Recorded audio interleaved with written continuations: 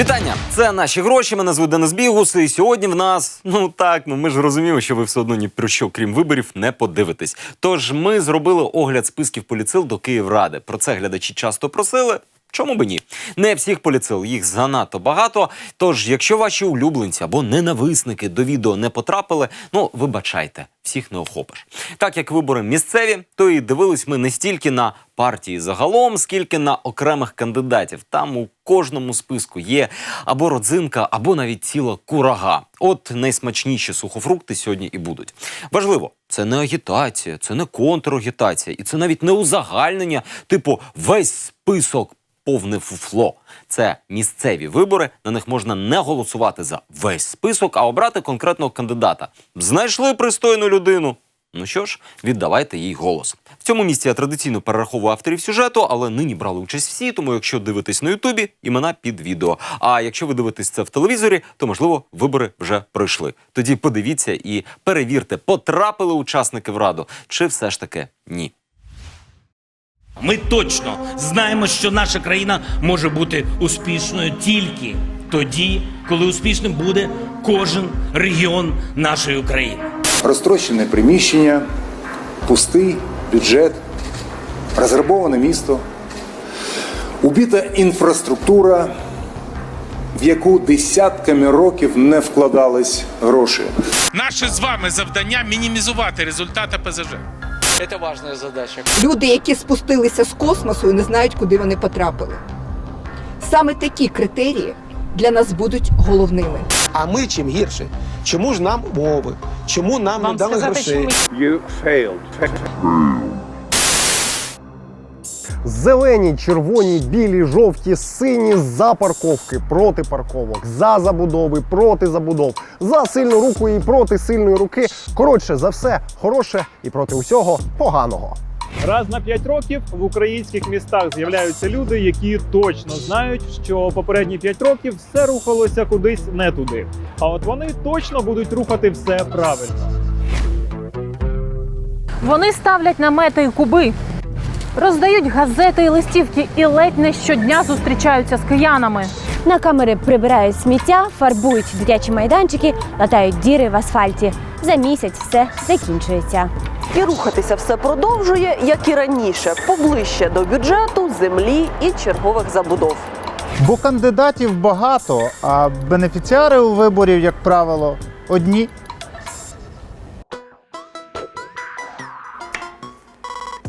Бренд «Слуг народу» за рік суттєво просів, тому тягти в депутати абсолютно випадкових людей, сподіваючись виключно на магічну приставку «Зе», не на часі. Мало би бути, але київські вибори «Слуги» довірили Миколі Тищенку, і це помітно. Велюровий штаб згенерував не просто випадкових кандидатів, а випадкових кандидатів з орбіти самого Тищенка. І куди менш випадкових з орбіти його партнера і за сумісництвом так званого смотрящого за Києвом від Офісу президента Дениса Комарницького. В результаті ресторанно, телевізійно Микола Тищенко ще ж шоуменом був, ви не забули, забудовний мікс з легким, ледь помітним ароматом ОПЗЖ. 13-й номер. Евеліна Андрієвська. 23 роки. Якихось 2 роки тому вона відривалася в окупованому Криму на концерті нев'їзного в Україну Григорія Лепса. Ничего, что умирала от счастья каждую секунду, 500 раз в секунду, было так круто, вообще нереально. И потом, когда я танцевала, Лепс мне такой, неплохо, кстати. А вже зараз... З початком війни на Донбасі я переїхала до Києва, та відтоді саме Святошин став моїм новим домом. Я мешкаю тут вже 6 років і саме тому добре знаю проблеми цього району та найголовніше – шляхи до їх вирішення. Окрім дуже патріотичних промов, Андрієвська нині займається традиційним кандидатським прибиранням сміття і наповнює пісочниці, за прикладом, самого Тищенка. А ще у 17-му Андрієвська шукала роботу хостес і після цього опинилася в ресторані «Три виделки». Так, з групи Миколи Тищенка. Сюди вона запрошувала гостей на святкування Нового року. Я приглашаю всіх вас встретить Новий год вместе со мною в ресторані «Три вилки». Тут вона тусила з пандою-аніматором Панда? Буду бежать от тебя, как от гепарда, пока. і разом з іншими працівниками ресторану вітала Тищенка з днем народження. Поздравляем вас с днем рождения от всей команды ресторана «Вилюрки». Заклад нині закрито. Не так, як Велюр, зовсім закрито. Ну а хостес Вишневська тепер кандидатка Вишневська. Компанію їй складає Юлія Загинай. Дівчина теж іде від слуг. До цього працювала в ресторані. Так, теж Тищенка. Приправляє цей київрадівський кейтеринг Олександр Сітак, бізнес-партнер Тищенків по ресторанному бізнесу. Смачне закінчилося. Починається сумне. Олександр Степенко. На сайті ЦВК його скромно називають фізичною особою-підприємцем.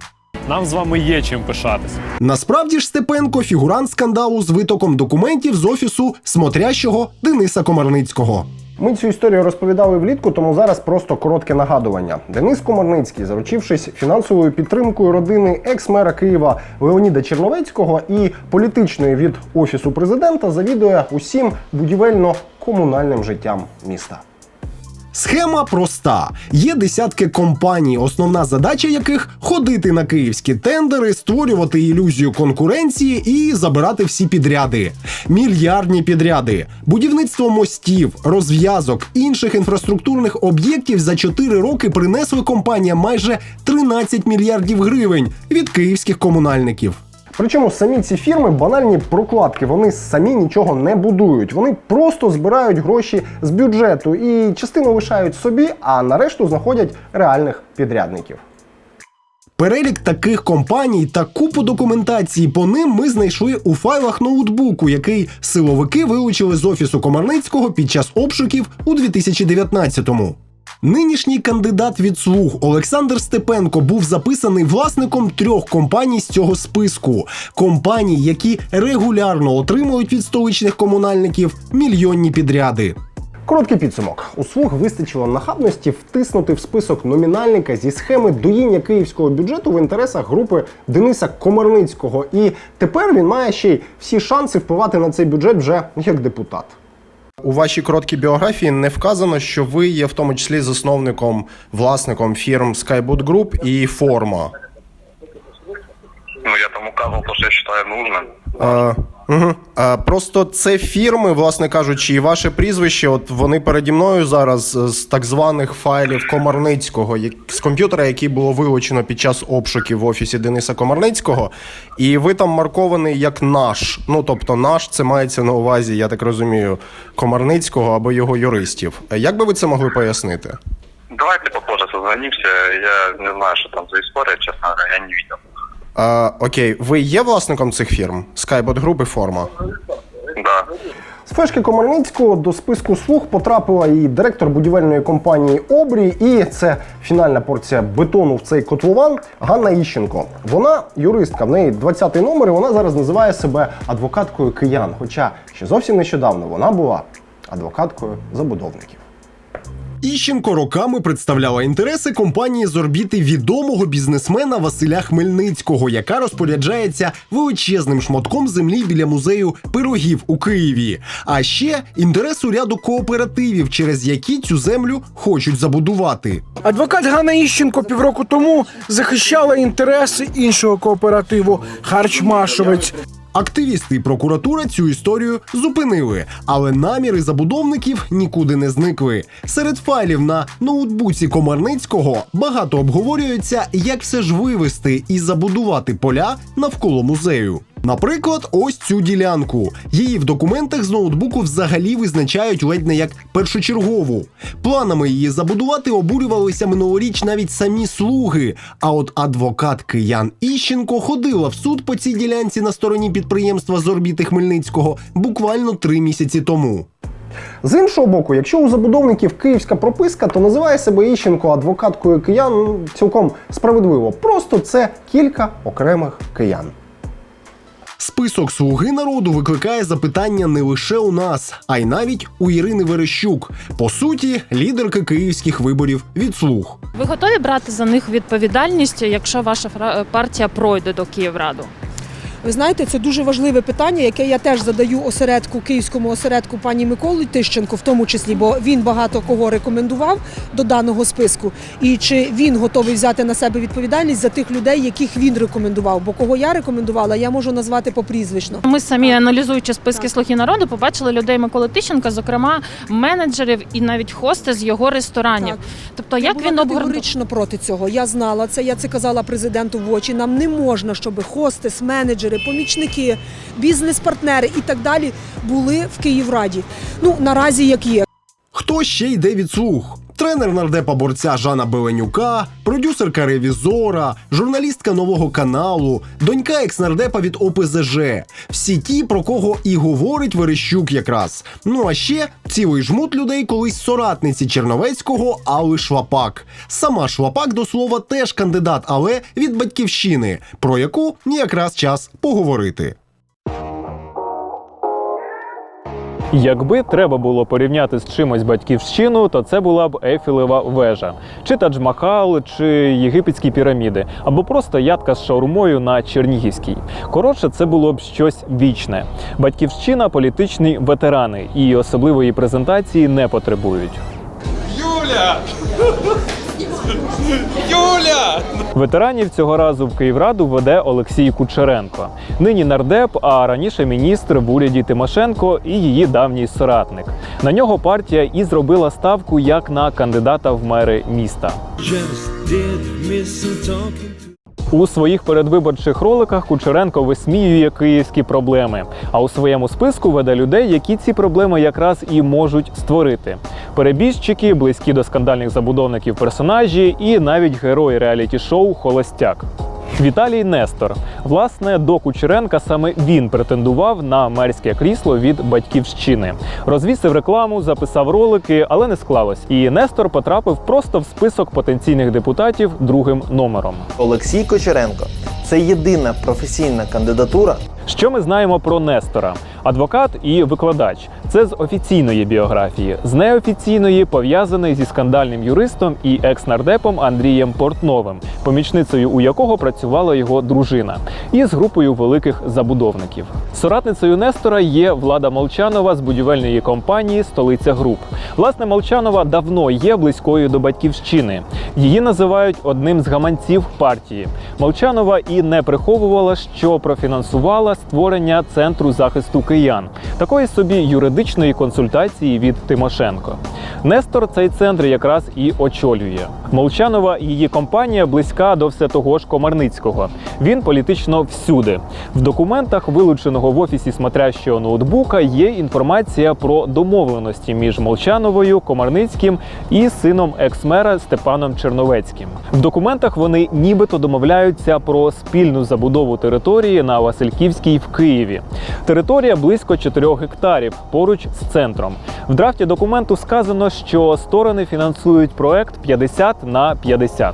Як все-таки ви сприйняли таке рішення, що все-таки партія надала перевагу Олексію Кучеренку?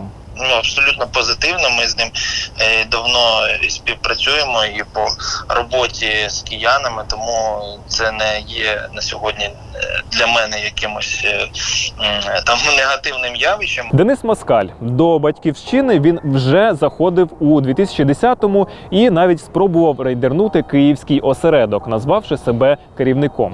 Юлія Володимирівна тоді дуже обурилася, але, судячи з прохідного місця Москаля в актуальному списку, пробачила. Теж допомагав Портнову, коли той був нардепом, і теж є ниточкою до забудовників. Навіть не просто ниточкою, а цілим канатом. Пов'язаний він все з тією ж Молчановою, за все тим же будівництвом. Москаль керував фірмою «Каштанове місто», тоді, коли Молчанова там була в структурі співвласників. У 2000-х Київрада віддала цій фірмі 16 гектарів на Подолі для будівництва культурно-рекреаційного комплексу. Ну а у 2013-му її зі скандалом через суд повернули місту, бо фірма нічого культурного і рекреаційного не звела. Ще Каштанове місто проходило в історії з 200 гектарами, які віддали каштанам під забудову за відсоток квартир, а в результаті недоотримали кількасот мільйонів гривень. Алла Шлапак. давня і дуже близька соратниця Леоніда Черновецького. Була його радницею і співголовою його фракції. Фракції, яка і через 10 років згадується як наймасштабніший дерибанщик київської землі. Після молодої команди Черновецького Шлапак встигла взагалі багато чого. 2014 рік у Порошенка, 15-й у єдності екс-мера Олександра Омельченка, 2019 рік власна соціальна справедливість і політичне загравання зі штабом «Слуги народу», 2020 рік – Батьківщина. При цьому Шлапак, схоже, не втратила симпатії до «Слуг». Макс розповідав про кандидатів від «Слуг», які раніше були в її партії. Ну от це воно. Більше того, ЗМІ заявляють, що Шлапак продовжує контактувати зі смотрящим Комарницьким, який працював з Тищенком. Саме час пожартувати про яйця в різних кошиках. У вас великий досвід роботи з різними політичними силами. Це і «Слуга народу», і у вас була власна партія раніше, а зараз ви йдете від «Батьківщини». Хотілося б дізнатися, з якими політичними силами ви ще не співпрацювали. Я вважаю ваше питання некоректним. До побачення. Володимир Слончак, представник команди мера Кличка. Ну, принаймні, був ним ще донедавна. До квітня, коли він на рівному місці втрапив у скандал. Поліцейські вночі зупинили «Мерседес», який їхав з вимкненими фарами. За кермом була депутатка Київради Людмила Костенко. Про неї буде далі. А поруч сидів Слончак.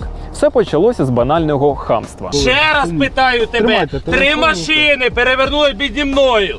Ти не бикуй, блядь! Та ви не виражаєтесь. Давай ще раз звірим. 2 лендкрузера і 1 Лексус. Є 350-й. Чого ти вийоб? Поїхали до мене на роботу, подивимося, хто де. А закінчилося кулаками. Зам Кличка замахнувся на поліцейського. І кого рукою? Напад на працівника поліції. Та ну не ганіть! Наступного ж дня Слончака з посади звільнили, повідомили про підозру і відправили під нічний домашній арешт. Тепер Слончак оскаржує у суді своє звільнення і йде депутатом в Київради від «Батьківщини». Далі Катерина Глімбовська. Її ви не знаєте. Але точно, абсолютно точно знаєте її чоловіка. Автора відомого образу «Картатої ковдри, що рятує від правосуддя». Бінго, Глімбовська – дружина екс-головного податківця Романа Насірова. Кримінальні провадження, підозри, податкові преференції наближеним бізнесменам, Ковдра і Феофанія. Були ж часи. Але Глімбовська відома не лише завдяки чоловіку, а й завдяки не менш відомому батьку.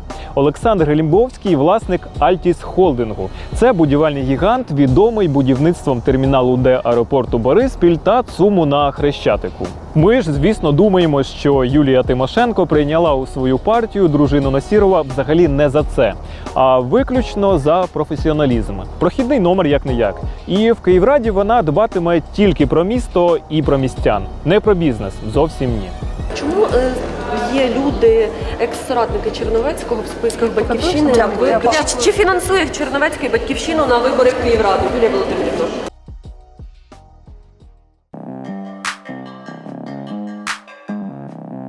Список людей, яких веде на вибори один з найрозрекламованіших кандидатів у мери Києва, тримали в таємниці ледь не до останнього. Давайте поговоримо, чого ж ви їдете? Ви зараз найпопулярніший кандидат. Пане Андрію, розкажіть, будь ласка, хто в вашій команді? Єдине, у чому відверто зізнавався Пальчевський, відбір команди проводив особисто. Особисто, хоча й дуже специфічно. Честно вам скажу, я же ночью отбирал лица, которые пойдут там. Прямо вот обличья, в прямом смысле этого слова. Вот, 2 женщины, как мне показалось, благодетельные. Вот, мужчины такие деловитые. Тож давайте подивимося на список цих доброчинних жінок та діловитих чоловіків. Отже, перемогу Пальчевського очолює, звісно, сам Андрій Пальчевський. Але зупинятися на ньому ми не будемо. Ми декілька тижнів тому присвятили йому цілий ефір, де і про бізнес, і росіян, і вплив Вадима Столара. Якщо забули, хто це, забийте в Google «Смотрящий, забудова, Київ». Тож одразу переходимо до номера 2 у цьому списку. Знайомтесь, це Анастасія Батіщева, 27 років, освіта вища, менеджерка у рекламній компанії. В принципі, це й усе, що відомо про дівчину. Хоча ні.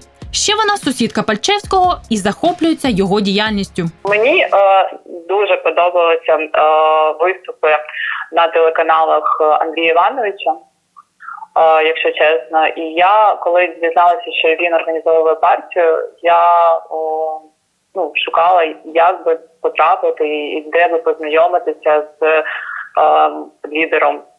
І ми познайомилися, ми живемо недалеко один від одного. Якщо список команди Пальчевського порівняти з коктейлем, то такі як Батіщева –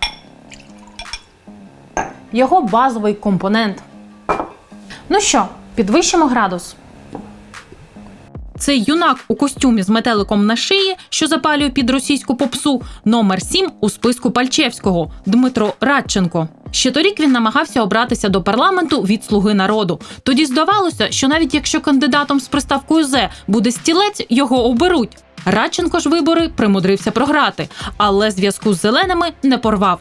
У серпні він відгуляв грандіозне, за оцінками ЗМІ це коштувало $2 мільйони, весілля в одному з найкрасивіших готелів-замків Туреччини. Одружувався із Софією Павлюк, донькою бізнесмена, якого зазвичай згадують поруч зі словами «митниця» та «контрабанда», і одного з тіньових кураторів «Слуги народу» Іллі Павлюка. Під час президентських виборів Павлюк в штабі Зеленського відповідав за координацію і фінансування регіонів. Після парламентських отримав неформальну, але доволі впливову групу лояльних слуг. Ну а тепер, ймовірно, має шанси отримати і лояльного депутата у Київраді. Сюди ж до прізвищ Батіщевої, Радченка сміливо можна додати ще з десяток. Їх не знаємо ми, їх не знаєте ви, їх не знає Google. Але тепер вони кандидати від Пальчевського і потенційні депутати. Другий прошарок коктейлю – люди з бекграундом, старі добрі господарники. Сподіваюсь, сарказм добре считався. Антон Дрепін – колись керівник відділення банку екс-мера Києва Леоніда Черновецького. Черновецький, міцно осівши у Києві, забрав Дрепіна до себе у команду – у керівництво комунальних підприємств. А у 2015-му Дрепін пройшов до Київради вже від партії президента Порошенка. Ще один досвідчений господарник у цьому прошарку – Максим Шкуро. Він настільки нове обличчя, що депутатом Київради був ще у 2006-му за Черновецького. З того часу встиг кілька разів переобратися і покерувати Солом'янською РДА. Зараз хоче в Київраду вже від Пальчевського. Тож просто згадуйте про Дрепіна і Шкуро, коли чуєте від Пальчевського «Я веду команду нових і прогресивних» або «Нинішні депутати ні на що не здатні». До речі, можете згадати ще про Олександра Пабата. Пабат у Київраді – це як свого часу Звягільський у Верховній Раді. В кріслі Київради він сидить уже 18 років, деяким нинішнім кандидатам стільки ж. Чим він ще відомий? Ну тут уже складніше. Хіба що роботою в унісон з тоді прочерновецьким прошарком у Київраді, громадським активом Києва і голосуванням за сумнівні, прямо дуже такі сумнівні виділення землі. І останній прошарок – перебіжчики. Депутати від інших партій, які розчарувалися у старій політиці і йдуть з новою, чистою і незаплямованою командою. От тільки чомусь в цьому списку суцільні депутати все від тієї ж солідарності Порошенка. Ось яскравий приклад. Людмила Костенко – депутатка від «Солідарності» і колишня помічниця все того ж Вадима Столара. Нагадаємо, це смотрящі версії 1.0, ще до Комарницького. Це її в квітні в центрі Києва зупинила поліція через вимкнені фари. І це ця історія переросла у великий скандал, про який вже розказував Вадим. Попри підозри у кермуванні на підпитку і відмову пройти тест, Ви мене пересадили з цього на вот это. Суд прийняв вибачення та пояснення Костенко. Все, інцидент вичерпано. Костенко – кандидатка в депутати від Пальчевського з останнього прошарку. Але що за коктейль без вишеньки? І ця вишенька за місяць встигла змінити 3 партії і нарешті осісти у Пальчевського.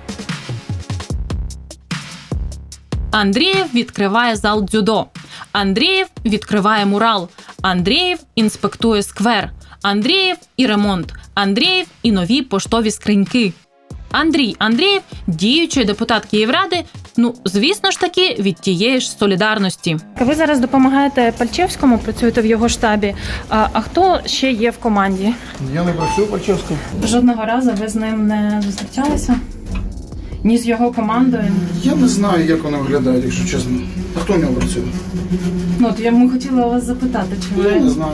Я буду балотуватися з людьми, яким важливо, якщо я все ж таки прийму рішення блокуватися, яким важливо кияни і їх проблеми? А ви вважаєте, Андрій Пальчевський це така людина? Ще у вересні Андрієв причетність до перемоги Пальчевського заперечував. І навіть публічно через соцмережі заявляв, що на вибори йде від партії Ігоря Смешка.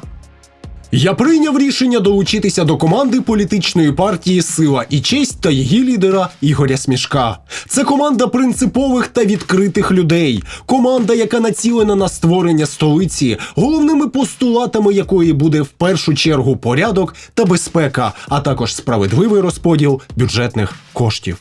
Але чи то з силою щось не склалося, чи то з честю, але вже за кілька тижнів Андрієв різко передумав і перекочував на борди партії Пальчевського. Знаєте, як є така фраза «а бывших либо хорошо, либо никак». А з лідером цієї партії ви давно знайомі? Ну, з Андрієм Івановичем. Ну, ми знайомі, не так, щоб уже давно. Во-первых, я молодой, Андрій Іванович поставив. Він вас запросив до себе в список. От дивлюся на цей коктейль, ну якийсь він дивний, не пила б. У мене велика амбіція зробити Київ успішною європейською столицею. Двічі в одну річку не ввійдеш, блискавка двічі в одне місце не влучає. Це все не про Віталія Кличка. Він знову йде на вибори, але на відміну від 2015-го не у фактичній коаліції з Порошенком, а самостійно. Для цього у Кличка реанімували «Удар». Список «Удару» неоднорідний. От дивіться, Кличко веде з собою Максима Бурсака. Як і Кличко, він теж боксер. А ще Олександра Шовковського. Так, того самого легендарного воротаря збірної України з футболу. Ласкаво просимо у команду. Удар завжди з киянами. Ще Лесю Петрівську. Вона кандидатка від «Удару» по Троєщині. Петрівська – сурдоперекладачка Кличка. Який висновок можна зробити про партію, дивлячись на цих кандидатів? Ніякого. Ну, а далі цікавіше, органічніше, я би сказала. 2 заступника. 4 з яких... Ну, майже так. Кличко веде з собою на вибори 5 своїх радників і 2 заступників – Валентина Мондріївського і В'ячеслава Непопа. Про останнього хочеться розповісти трошечки більше. Слышал меня, Слав? Я делаю все, блядь, чтобы ты вылезла туда с пробкой нахуй. Ось так в травні Непопа, давнього київського навколокомунального забудовника, матюкає Денис Комарницький. Ви вже підзадовбались трохи чути це прізвище, правда? Так от, Комарницький матюкає і принижує Непопа, той не дуже сильно і сперечається. Причина конфлікту – призначення в комунальні підприємства, які не дуже сподобалися Комарницькому.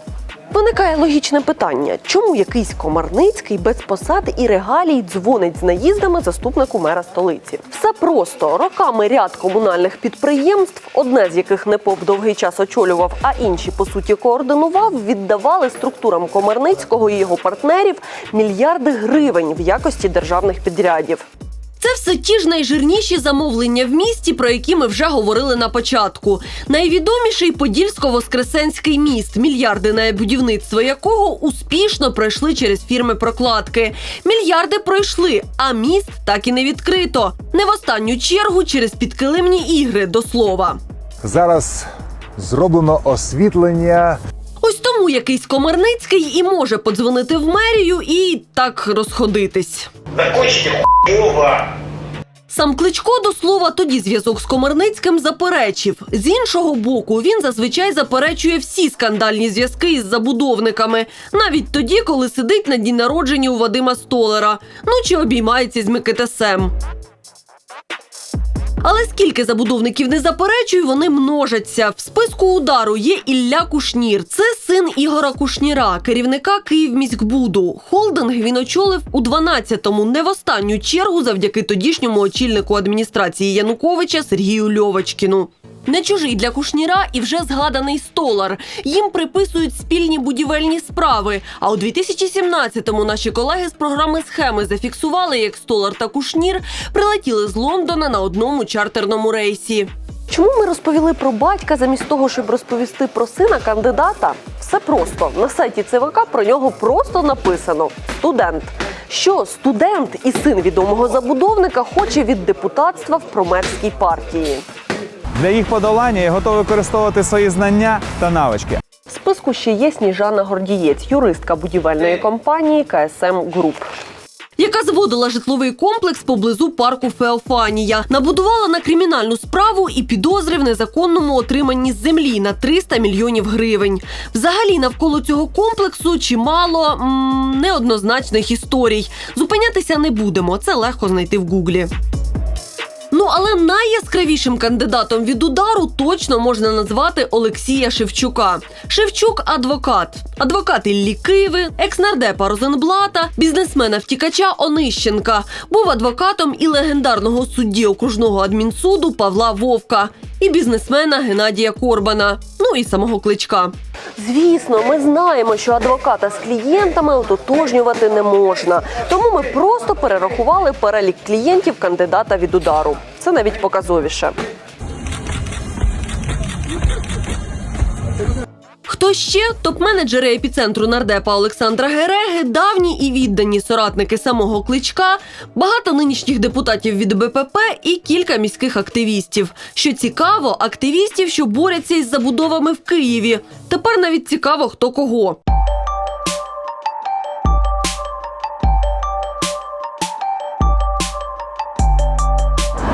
Кандидати в мери ЄС не висували, підтримали Кличка. Для останнього це, схоже, стало повною несподіванкою. Але менше з тим, сильно зосереджуватися на списку ЄС сенсу нема. За структурою їх список дуже нагадує структуру удару. Воно і логічно, тому що донедавна вони були однією монолітною політсилою у Київраді. Тож зосередимось на найцікавіших. Веде у Київраду силу Порошенка, логічно, дружина Порошенка Марина. Однією ногою стоїмо на степі. Політичного досвіду у екс-першої леді немає. За президентства чоловіка Марина Порошенка очолювала культурний фонд. Тоді навколо грошей, які направляли до нього, було чимало скандалів. В списку ЄС є іще одна жінка, яка схоже любить Порошенка не менше, ніж його дружина – Дінара Габібулаєва. Доброго дня. Дінара очолює молодіжку партії Порошенка і завжди була, по суті, його персональним рупором і красивою живою декорацією під час виступів. Є в списку ЄС і представники підростаючого покоління. Нардеп Володимир Ар'єв відрядив туди свою доньку Ярину. Ярині 20. Ярина – студентка. Навіщо це Ярині? Йде в Київраду і екс-нардеп від БПП Костянтин Усов. Чим запам'ятався Усов у парламенті? Нічим. Після ради Усов купив у рідному Кривому Розі 2 медіа – радіо і телеканал. І вирішив іти в Київраду. Логічно так. Ну і нарешті, важковаговик, козир в рукаві, Бонд і Штірліц в одному флаконі, Віктор Кононенко, заступник голови СБУ часів Порошенка. Що варто знати про Кононенка? У 2017-му Департамент захисту національної державності СБУ, який очолював Кононенко, влаштував фейкову акцію протесту під будинком керівника Центру протидії корупції Віталія Шабуніна. Подивіться на мене. Я громадянин, я не державний службовець. Чи ще восени того ж 2017-го Кононенко отримав і миттєво приватизував службову квартиру. Ні, не так. Величезну службову квартиру вартістю у 6 мільйонів гривень в одному із найелітніших житлових комплексів Києва Джек Хаус. Ну бо що? Ну, кар'єра в СБУ, як виявилось, вона не вічна, а квартира – це завжди квартира. Тож потенційному депутату Київради, в разі чого, жити точно є де. Це так, для протоколу. Це професійні люди, це патріоти своєї країни, це патріоти міста Києва, це патріоти киян. Взагалі вивчати кандидатів до Київської міської ради – це як досліджувати консерви. От відкрив її і вивчаєш її вміст. Особливо, якщо йдеться про кандидатів від опозиційної платформи «За жом», тобто «За життя». От, наприклад, хто веде ОПЗЖ на вибори до Київради під номером 1? А Олександр Попов веде. Той самий Олександр Попов, який в часи Віктора Януковича фактично керував Києвом, Хоча мером Києва насправді ніколи не був, а був головою Київської міської державної адміністрації. Тим не менше, в ОПЗЖ і зараз називають його найкращим мером. Я вважаю, що кращого мера, ніж Попов, в Києві не було. Найкращим мером Олександр Попов добув аж до Революції Гідності, аж до побоїща студентів 30 листопада 2013 року.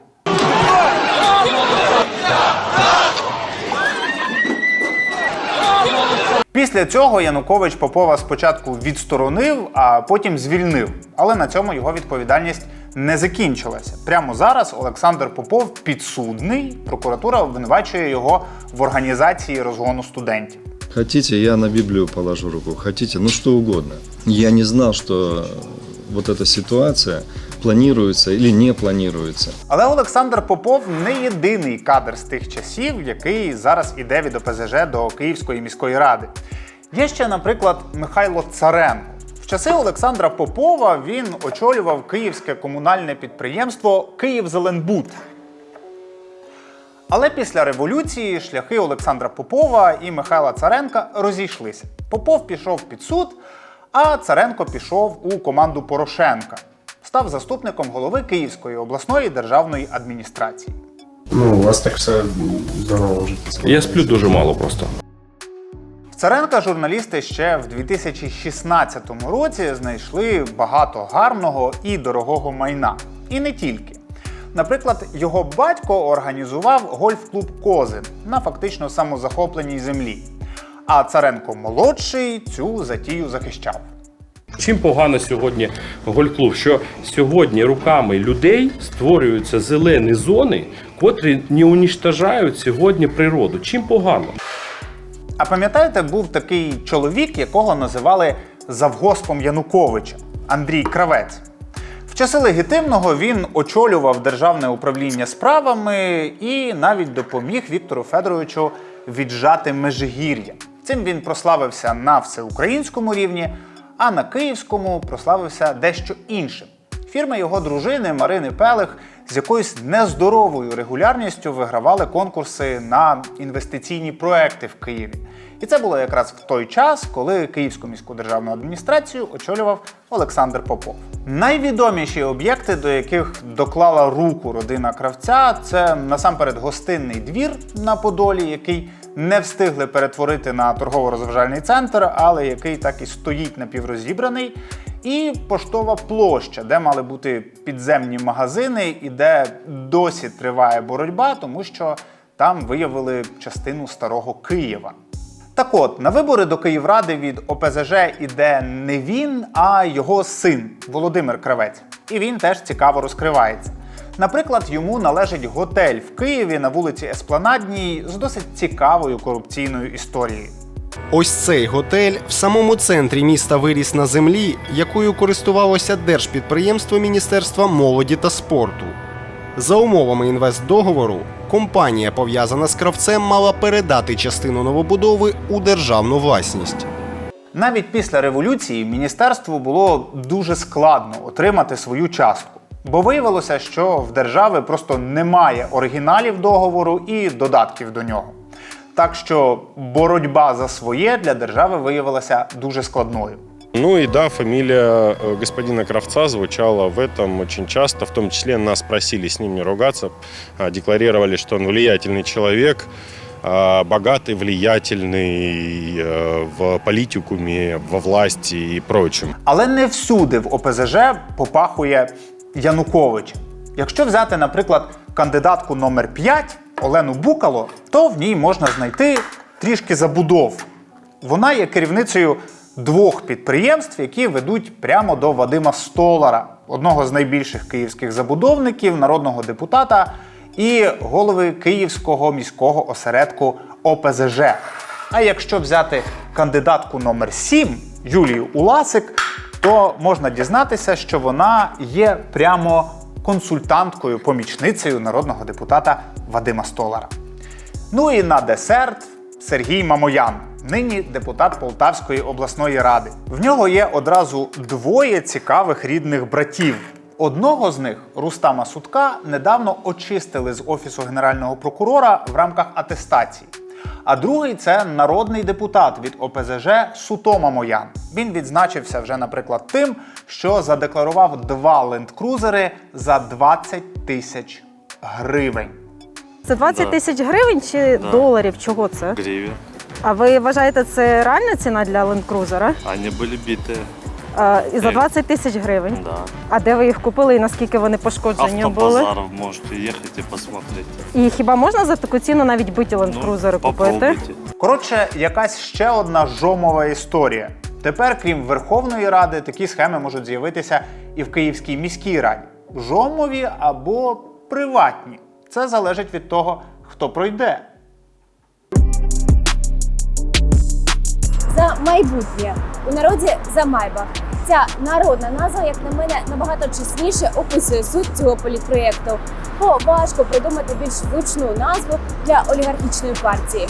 До речі, Майбах настільки дорога штука, що писати ми сьогодні будемо у просто мерседесі. Звісно, про стосунок до одного відомого вам олігарха не буде нічого у передвиборчих гаслах за майбутнє. Тут є професійні люди, які мають високі патріотичні цінності. Але голосуючи за партію за майбутнє, ви робите сильнішим одного українського олігарха із 3 громадянствами. А які у вас паспорта? Кроме українського, Так. ізраїльський і кіпрський.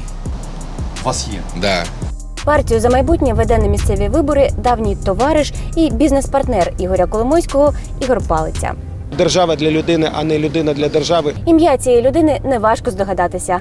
Недарма ж канал 1+1 Коломойського кинув найпотужніші медійні зусилля на розкрутку політпроєкту «Палиці». На зв'язку у нас лідер партії Ігор Палиця. А можна я питання поставлю? Таке незручне для вас питання. Уявімо, ви прем'єр-міністр. На каналі Коломойського своєрідно розуміють поняття «незручні питання». Тож там навряд чи спитають Палицю про те, як він у своєму нинішньому кріслі депутата Верховної Ради підігрував фінансовим інтересам Ігоря Коломойського. А це важливо для того, щоб розуміти, як партія буде поводитися у місцевій владі. Тож я нагадаю, давайте візьмемо якийсь найяскравіший приклад. Голосування за закон, який обмежує можливості Коломойського повернути Приватбанк. Лідер партії «За майбутнє» Палиця прогуляв це голосування у першому читанні, а у другому не голосував. Якщо я не проголосую чи утримуюсь, все буде нормально. Ні. Більше того, товариш Коломойського із партії «За майбутнє» ініціював альтернативний законопроєкт, вигідніший олігарху. А коли антиколомойський закон таки прийняли, Ігор Палиця підписав необхідне Коломойському звернення у Конституційний суд для того, щоб поховати цей закон у КС. Коломойський не має ніякого відношення ні до партії, ні до фінансування партії. Партія фінансується членами партії, тому що в неї входять достатньо сильні і фінансово спроможні люди. Ключових донорів ви можете назвати? Дивіться, я не мав часу займатися фінансовими документами компанії. Зараз після закінчення кампанії цей звіт буде наданий. Я можу довго розповідати про зв'язок очільника партії «За майбутнє» з олігархом Ігорем Коломойським, про те, що їхні київські офіси розташовані в одній будівлі, про спільну любов до нерухомості у Швейцарії та Франції, чи про те, що саме Ігор Палиця очолював компанію «Укрнафта» в той час, коли Коломойський, за його ж словами, платив по $5 мільйонів щомісячних хабарів за можливість цією держкомпанією управляти.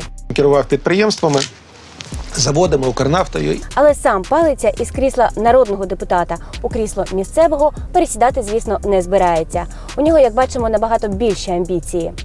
Уявімо, ви прем'єр-міністр. Тож у місцеву владу ведуть менш відомі прізвища. У списках кандидатів до Київради від партії «За майбутнє» є, приміром, Максим Корнієць, спеціаліст із діджитал-стратегії та рекламних кампаній українського медіахолдингу. Це той медіахолдинг, за яким стоїть младоолігарх часів Януковича Сергій Курченко. А Коломойський вирішив не опускати можливість отримати цей медіаактив в управління на час розслідування. Чому я вирішив підтримати його? Тому що я його давно знаю. А це інший кандидат у столичні депутати від партії «За майбутнє» Вадим Ващенок. Ще минулого року він топив за обрання до парламенту «Слуги народу» Богдана Яременка, того, який потім попався на замовлянні секс-послуг у сесійній залі. Я довірена особа кандидата в депутати Богдана Яременка. Нині довірена особа «Слуги» Яременка критикує і «Слуг», і Зеленського, а на вибори йде під крилом партнера Коломойського. Ніби є якась якісна різниця. мы считаем, что это общая победа. Взагалі, місцевий список партії «За майбутнє» – це солянка колишніх ледь не з усіх політичних проєктів. Денис Борисенко із попереднього політпроєкту Коломойського «Укроп». Київ має жити. Геннадій Кривошея, нардеп попереднього скликання від «Народного фронту», в якому у Коломойського не було жодного інтересу. Сарказм. Поступила пропозиція мені піти по Печерському району, я погодився. Сергій Гусовський – колишній очільник фракції «Самопоміч» у Київраді. На ньому зупинюся детальніше, бо він зараз аж перший номер від «За майбутнє» у Києві і кандидат в мери від неї ж. Не грузить все-таки мати представництво, представляти політичний проект, який має дуже прямі стосунки до дуже одіозної постаті. Остапе, воно якось воно трохи не грузить. Дороги Гусовського і «Самопомочі» розійшлися через корупційний скандал. Він стосувався цілком традиційної для Києва сфери спекуляцій – безкоштовної роздачі столичної землі. Тоді кілька київських депутатів від «Самопомочі» проголосували за виділення ділянок родичам свого колеги. І для обґрунтування цього рішення використовувалась неправдива інформація. Депутат захопив 12 ділянок в Києві. За одне із цих рішень Гусовський теж голосував. І, що найдивніше, навіть коли маніпуляції в інтересах його колеги стали публічними, Гусовський не виконав рішення «Самопомочі» ініціювати виключення того із фракції. Якщо ці рекомендації йдуть від тих, хто тотально знецінив себе, як взагалі політичну силу, то про яке дотримання якихось рекомендацій може йти мова. З моменту, коли «Самопоміч» скасовує в тотально недемократичний спосіб рішення районної партійної організації, яке відбулося навесні того ж року, це була дівчина, яку її обрали головою районної партійної організації, і це скасовується в тотально недемократичний спосіб. І коли от така організація потім радить робити якісь кроки по відношенню до фракції, тобто команди, яка проіснувала декілька років, то ти спокійно на то реагуєш, можете собі рекомендувати все, що хочете. Тож тепер він веде у Київраду кілька колишніх соратників по «Самопомочі» від партії партнера Коломойського. Чи фінансує партію Ігор Коломойський? Дивіться, мене запросив очолити рух по Києву Ігор Палиця. Розмова з ним у нас стосувалася, як формується команда, як ведеться кампанія, і про ідеологію. І на питання, як саме фінансується з партійних джерел. Крапка. Але точно відомо, що свої гроші перший номер «За майбутнє» у Києві не вкладав. Я на даний момент просто не маю змоги це робити. Тобто платить хтось, кого він не називає. І якщо депутат Гусовський був готовий допомагати своєму колезі-депутату у його прагненні отримати побільше київської землі, то чи буде він готовий протистояти інтересам цілого олігарха? Якщо постане питання проголосувати за виділення землі Ігорю Коломойському, ви проголосуєте? Наша команда політична, вона впровадила дуже чітке правило про те, що мають бути обов'язково при питаннях, пов'язаних з землею чи комунальною власністю, визначені кінцеві бенефіціарні власники. Друге правило – будь-які рішення, вони мають йти на користь місту. Якщо ви дасте перелік прізвищ, які не заслуговують на те, щоб за них голосували, ми це розглянемо, безумовно, але я є сторонник чітких правил і процедур. Дивіться, я питала не стільки про прізвища, скільки про конфлікт інтересів. У вас у цій ситуації виникає конфлікт інтересів? Я не є бенефіціаром жодних компаній, пов'язаних з Коломойським чи з Палицею. Я не є партнером з Коломойським. Ну що ж, на сьогодні все. Якщо ви дивитесь це до виборів і йдете на них, то будьте в масці, з коронавірусом все гірше і гірше. А якщо дивитесь після виборів, то, сподіваюсь, нам всім пощастило. До зустрічі.